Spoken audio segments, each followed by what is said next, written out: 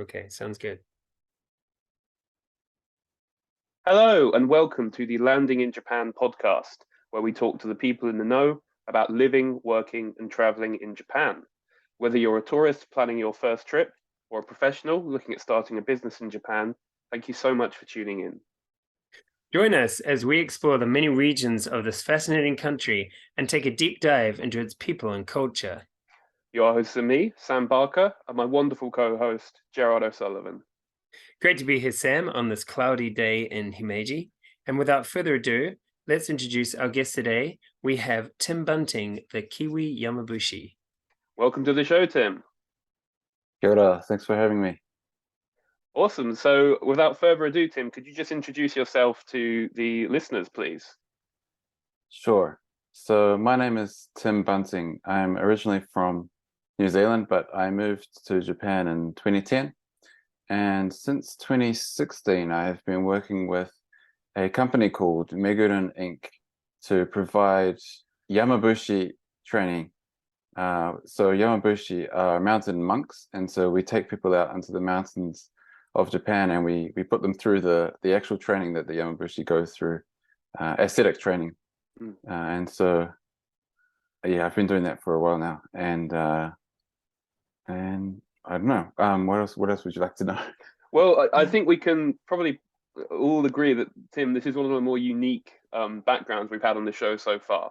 I mean, just to be clear, what you're essentially doing is taking groups of tourists up into these mountain retreats, and they're spending, is it a week or so there, a week or so sort of secluded Right. with you and a sort of a teacher, like a sensei figure, taking them through all these different steps to get more in touch with nature, get more in touch with themselves. Yeah. Is that a good way to describe it? Yes, it's pretty good. There's one thing is that we tend to not use the word tourist for the people that come. Fair enough. Come in on our experiences. So because what we're doing, so it's tourism in that you have to like travel to come here. Sure. But besides that, we focus on the self-development and self-improvement aspects, which you've just touched on. So the Yamabushi, the mountain monks, have been training here there's these three mountains of Dewa. They're called the Dewa Sanzan, Mount Haguro, Mount Gassan, and Mount Yudono. And Yamabushi have been training on these three mountains for over 1,400 years, if Wow. legend is to be believed. Okay. And the training is it's quite intense. So like your average tourist probably doesn't want to actually come on our experience. Sure. They might, I'm not entirely sure, but you have to be mentally ready to come on what we do. And yeah, so we take people out on the mountains in the way that the Yamabushi have done it for centuries. And so it's basically the mountains are like our dojo, and we take people out there and yeah, unfortunately I'm not allowed to give you too much information. No, of course. Because yeah, it's supposed to be a secret, but there are things that I can tell you that we can talk about. But okay, can I jump in with a question here? So is it like a spiritual experience? Is it like a martial arts, training experience? What is a Yamabushi in a nutshell? That's a good question, because it's kind of a combination. So first off, it's spiritual. So the Yamabushi, we go into the mountains and we visit what are called haisho.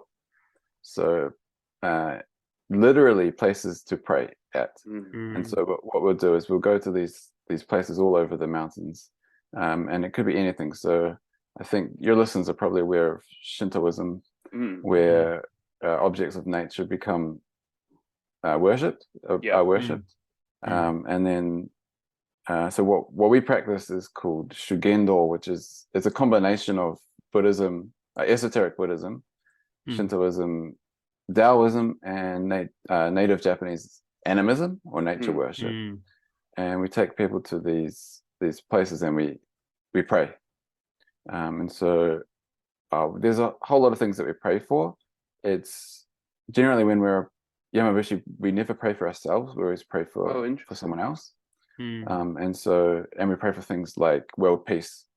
And then we also pray for the success of the training itself and the health and safety of the participants and their families. And then fulfillment of their wishes as well. That's another one. And we pray for the victims of natural disasters as well. And so in that sense, it's spiritual, but and it's based on religion, but we don't regard it as religious, if that makes sense. So when people come on the program, they can understand, like, you can be of any denomination and you can still come and join.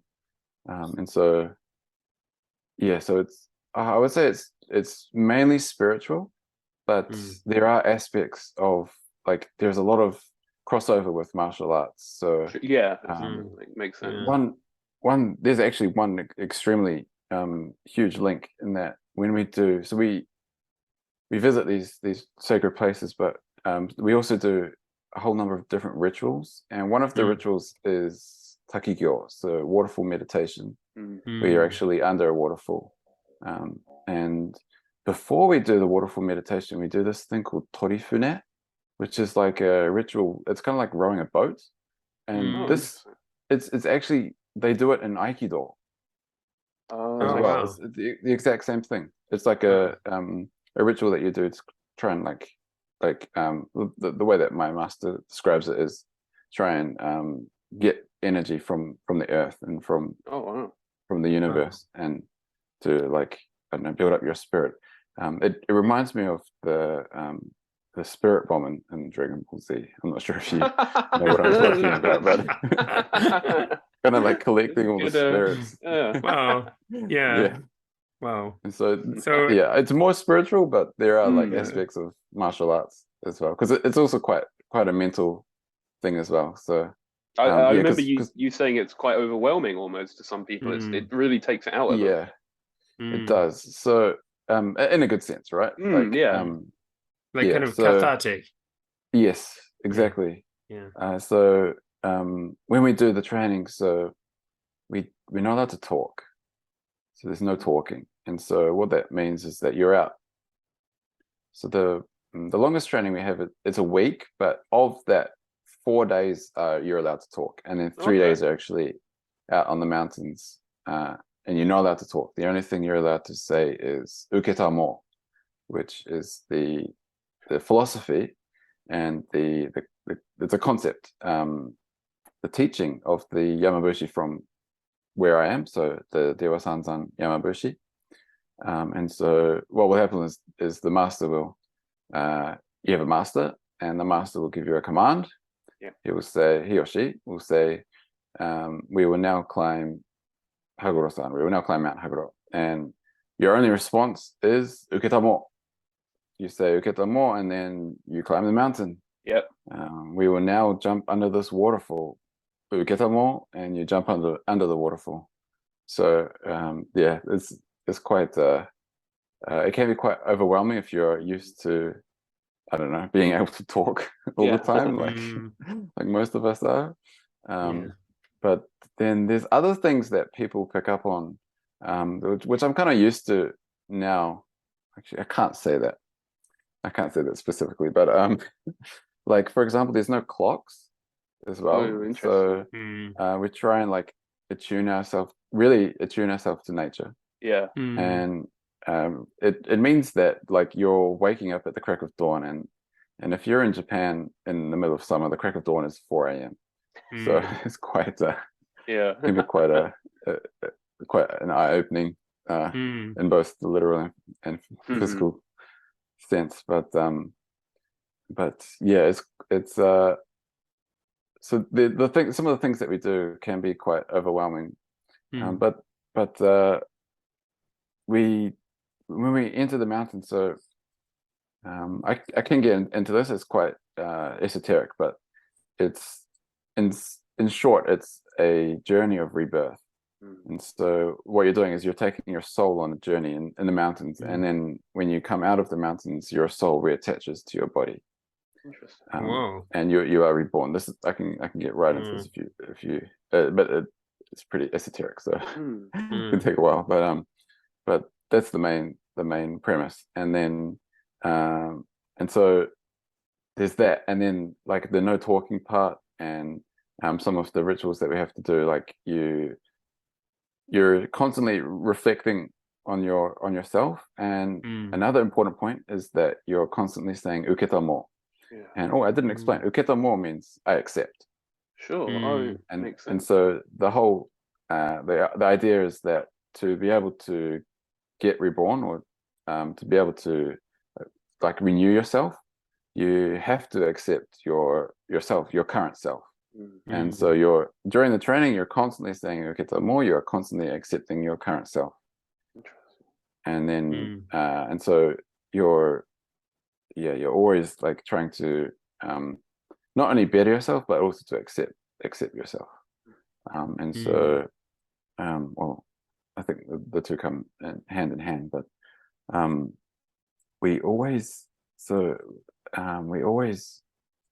myself included, like after the 3 days out in the mountains, we have it's called a naorai, which is a celebratory feast after the training is done. And during the naorai, so we have a chance, everyone has the chance to share their feelings of, to share what they felt while they were on the mountains. And 9 times out of 10, you get people crying. So myself included as well. And so it's like, I think it's like, I mean, I have no idea why, but I think it's just such a profound experience just to be out in the mountains, kind of like raw or naked. It's not that bad. Like you're wearing clothes and everything, but like just I don't know, just getting out into nature and sensing, and then I don't know, like having the time to reflect on your life and think about where you're going, or where you've been. And a lot of the time people it just overwhelms them and comes out as tears. So it's quite do you think there's kind of a sort of, you talked about disconnecting from your sort of like modern self while you're on the mountain? Is it do you feel it's kind of like everybody's maybe got their masks off, it's like no more tatemai, it's all honne, so that might be part of it. I would say it definitely is. So when we do the week-long training, so we ask people specifically not to, so we have 2 days in a Zen temple, and then 3 days out in the mountains, and then 2 days on Haguro-san. And for the first 2 days, so we tell people not to do small chat, like small talk. We specifically tell them, we tell them just share your name, and that's it. Like, well, I don't know, you can like, I don't know, you can, but there's no small talk. So the guests, they don't know each other. Okay. And so they don't know each other, and then they have 3 days on the mountains. So you get a real intimate relationship with the people, but you can't actually talk to them. And then when you have that naorai, that celebratory feast at the end, that's when all the emotions come out, because they've kind of been bottled up in a way. But it's when it all comes out, and we can feel free to talk. Maybe for some it's like, oh, I can talk again. But oddly, it's like, I don't know, it really depends on the person. But oddly, some people like the hardest part, so obviously for some people the hardest part is the not talking part, but I've heard of many other different things that are the hardest part. One is the time thing, because there's no clocks or anything, and so like we're used to it's weird. It takes a little bit of getting used to, but we're used to having a calendar and having like a clock to tell us when to be where we need to be. But there's none of that So there's no instructions or anything like until right before you actually go and do something. And yeah, you don't know like what's going to happen next. And so that kind of like, it kind of, I don't know, people just get bothered by that because they're not used to it. Yeah, in this modern life, we're all got schedules and everything's mapped out. Exactly. Well, I mean, it goes without saying, right? There's no phones, there's no technology. People have just got to be there in the moment, right? Exactly. I mean, exactly. Yeah. Just so the other people and Yamabushi and the mountain. Exactly. Yeah. So yeah, it's all about just being in the moment and accepting yourself in the moment and just doing that repeatedly for the whole training, basically. So I mean, Tim, an obvious question that comes out of this is how did you find your way to to this? It's genuinely, like I said at the start, we've spoken to quite a few people, and I know me and Gerard, just in our personal lives, our professional lives, you get to know a lot of people in Japan, and a lot of the kind of jobs people do, and this is definitely one of the most unique. So what was your path to this? I'd say so. So my path to becoming Yamabushi was, it's not as like, I don't know, it's not that strange or not that weird. So since I moved here to the Shonai region of Yamagata Prefecture, so I fell in love with the place, and I always wanted to help the area and one way I saw that could be possible was to share the culture, obviously, but I always wanted to help out, but I was always surprised as to why this area, it's such an amazing area of Japan, but it had basically zero recognition from overseas. It still does. We're working to try and build the profile a bit. But so there's that aspect, and then so I wanted to do something to share the culture of this area. And I talked about this with my friend, and my friend, he came across my now Yamabushi partner, Takeharu. So my Australian friend met Takeharu. So my Australian friend, he's taller than me. So I'm 186 centimeters, and my he's taller than me, and he's white, and he was out running in the rice fields in the middle of Tsuruoka City. And well, actually not in the middle, it's on the outskirts of Tsuruoka City. And so my Yamabushi partner saw my Australian friend, and he's like, what the hell are you doing out in the middle of the rice fields? So there was just some random encounter, and that my Yamabushi partner Tak, he must have told my Australian friend what he was up to, and long story short, so we all had lunch together. So my friend invited me and my Yamabushi partner to lunch, and my Yamabushi partner said, you should join up and you should become Yamabushi. And I said, yeah, I'll do anything if it helps the region. Sure. And for me, there's it's like a double, there's like a really, like there's two major points. One is that I get to help the local region, and the other is that what we're doing is what's the word? It like exceeds or it surpasses Japanese culture, because the culture that we have is something that the whole world can definitely benefit from. So I'm extremely proud to be able to do that. To bring that part of that aspect of Japan to the world. Amazing.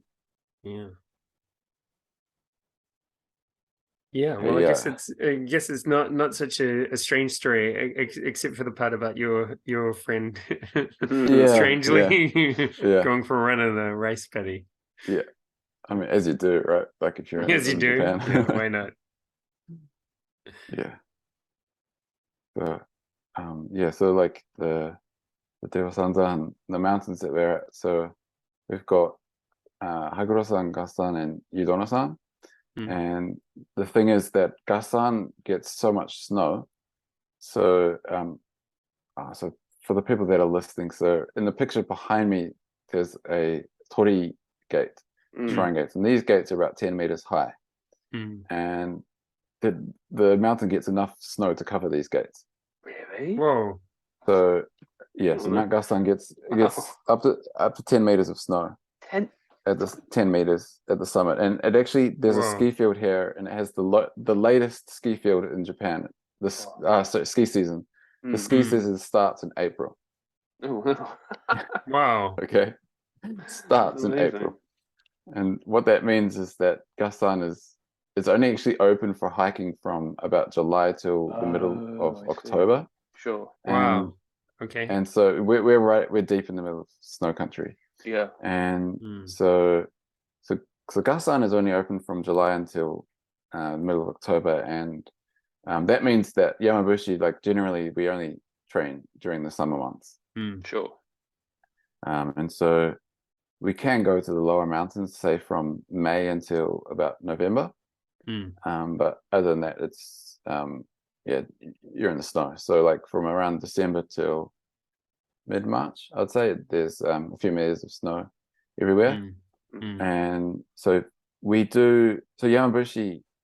So we have actual Yamabushi shugyo, Yamabushi training that we do from. So that's from May or June until October. But then we also have like there's one thing that's called the Reset program, and there's one thing which is called the Deep Winter program.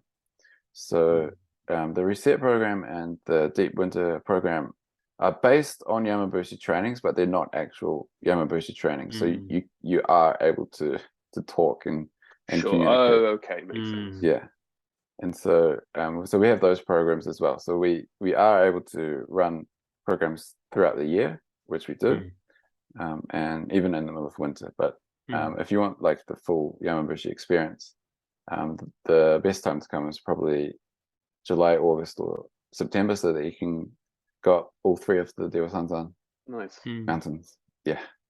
So I guess it's a lot cooler than other parts of Japan too. Then in the summer. Yeah. So it's today was 32 degrees. So. Oh, okay. Still quite warm. I've got a Yamabushi friend who lives like actually really close to the shrine that I have in my background, but it's the highest town. What was it? It's the town that gets the most snowfall in Japan. Oh wow! It's called Shizu Onsen in Nishikawa town. And this guy, like, I think he's about 70. Actually, I made a YouTube video about it, but I think he's about 70, and so he's used to living in the mountains. And when he comes down the hill to do Yamabushi training, and like at about 300 or 400 meters of elevation, and he's just sweating just the whole time, and like it sounds really horrible for him, but like the mountains, like Gaston, even in the middle of summer, so I was there about 2 weeks ago on Mount Gaston, and it was around 30 degrees right up the top of the mountain.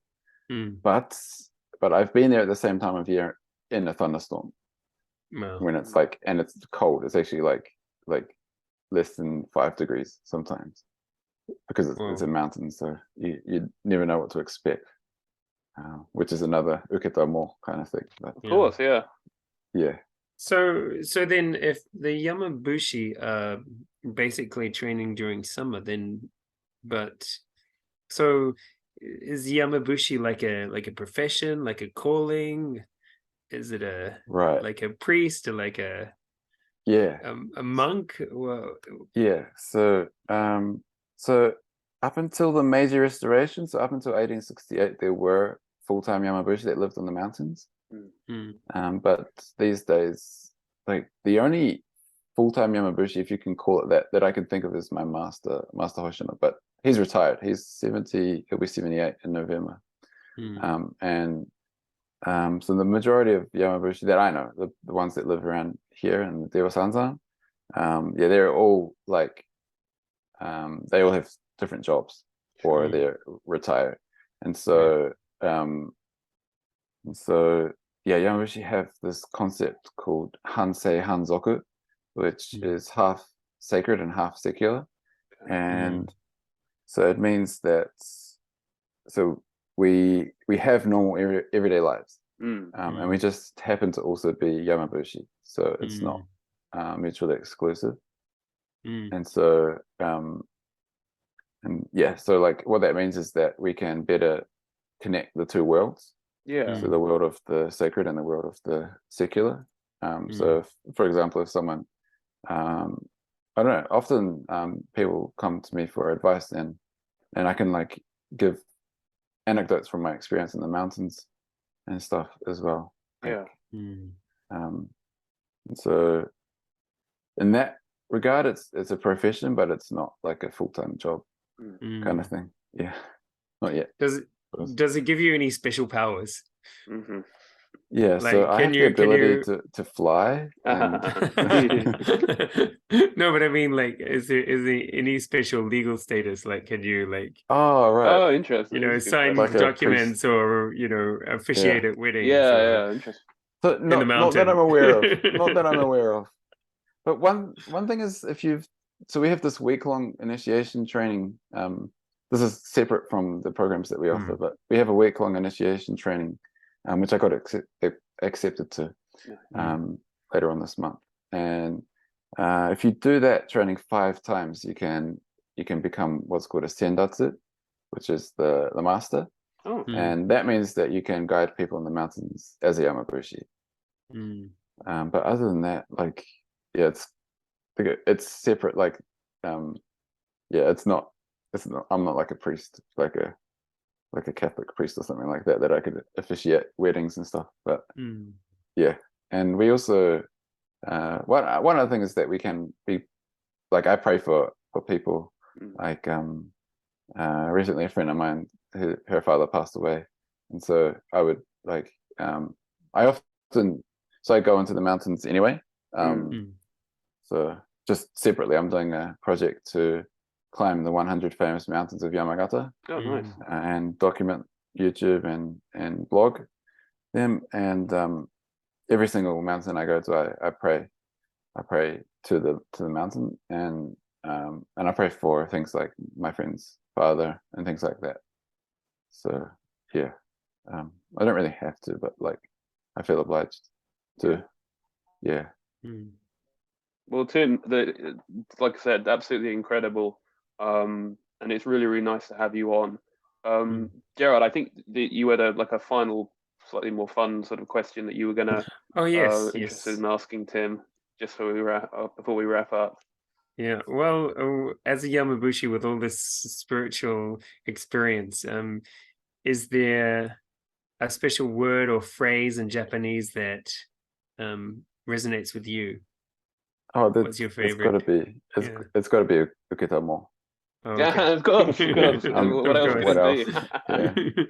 But like, if you study or if you practice Zen Buddhism as well, like Zen Buddhism is all about acceptance. I think Buddhism is about acceptance, but Zen Buddhism is especially about acceptance, and that's like there's direct parallels with Yamabushi, and if you can accept things, like it makes life easier. Instead of fighting the resistance, or like fighting all the time. So uketamo, that would be my word of choice. Amazing. Well, Tim, thanks so much once again. Been a truly special chat we've had today. Really appreciate it, and obviously thanks everyone else who's been tuning in. Tim, is there anything you want to plug? A website, social media? The floor is yours for just sort of any kind of self-promotion. So Yamabushi-do, our website is yamabushido.jp. So if you go there, you can see all the information. You can see our trainings and everything. We don't give away too much information. That's on purpose. Sure. And because it will ruin the surprise for when you actually do come. And we also have a newsletter at the bottom there. It's called Lessons from Mountains as well. I try to get that out every month. And then, so Yamabushi-do and Yamabushi-do, we have our Instagram accounts. getting more and more popular. And then personally, so I have a personal blog, which is timbunting.com, and I blog every day. I have done for nearly 5 years. Wow. And there I have a so I'm climbing the 100 famous mountains of Yamagata, and I've done 29 mountains so far. And I also have a personal newsletter as well that I send out every week, which you can find on the website as well. It's a Substack, so which is really good if anyone is thinking about doing a newsletter. And YouTube, Twitter, Instagram, Facebook, all at Kiwi Yamabushi. Excellent. Awesome. Well, once again, thanks so much, everyone, for tuning into Landing in Japan. Gerard, thanks very much for co-hosting as usual. Yeah. And thanks so much, everyone. And we look forward to seeing you in the next one. Yep. Thanks to everybody for tuning in. And thanks to Tim Bunting, the Kiwi Yamabushi. Kia ora. Thanks for having me, guys. All the best. Thank you. Thanks a lot, everyone. Ngā mihi.